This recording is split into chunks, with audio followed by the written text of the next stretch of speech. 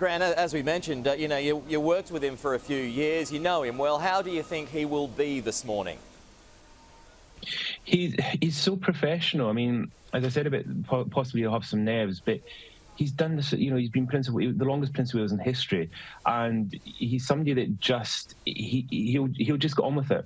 And I'll be amazed if there was any sign of any kind of nervousness with the Queen Consort or Queen Camilla.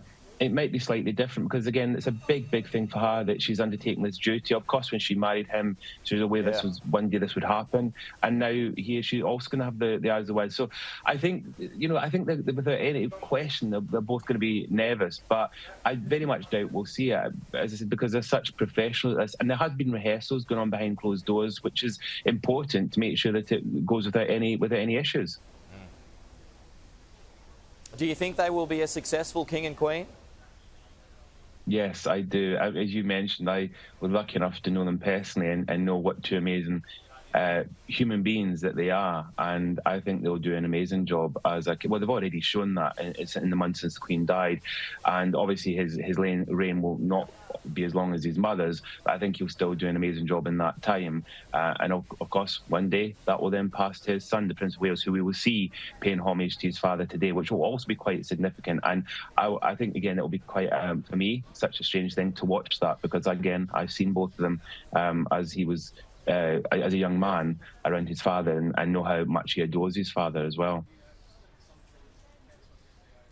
Obviously, it's a serious day for him, even though it's a cause for celebration today. How will he be breaking up those nerves? I mean, how will he use his own brand of humour to ease those nerves today?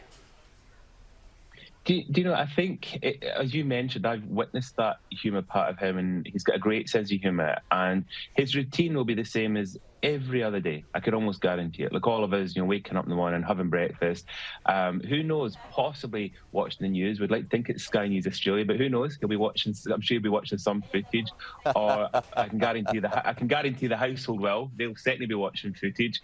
And of course, the biggest part will be obviously the putting on the clothes that he's going to wear today, because obviously it's, you know, that'll be carefully planned out, and then leaving the palace, and then beginning the journey to Westminster Abbey for his coronation. So, and then at the end of the day, once everything's finished, it'll probably go back to the same old routine. You know, I can imagine that, you know, in the afternoon, possibly, you know, there'll still be the afternoon tea at some point, and just carry on with his normal day. That's the thing I should quickly mention, Peter. It's quite interesting. Queen Victoria, when she had her coronation, it was also her dog's bath day, and after the coronation, she still bathed her dog. So I think that just shows you that the royals still carry on with their routines.